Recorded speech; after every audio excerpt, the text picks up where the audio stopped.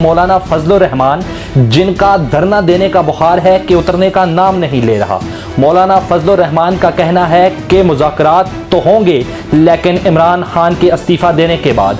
देखना यह है कि मौलाना फजलुर रहमान हुकूमत गिरा सकते हैं या नहीं।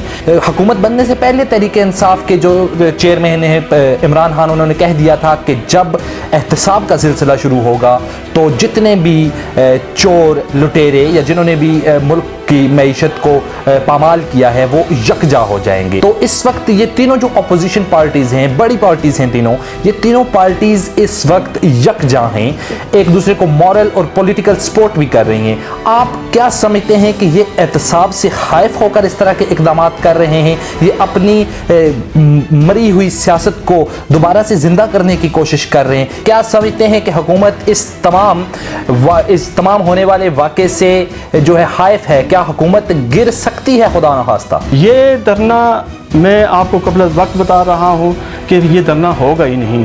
पहले ही नज़रबंदियाँ हो जाएंगी, पहले ही इन्हें उठा लिया जाएगा। ये नहीं होगा कि इस धरने की कोई वक़्त नहीं है, 1 रुपये की भी वक़्त नहीं है, कुछ भी नहीं होना।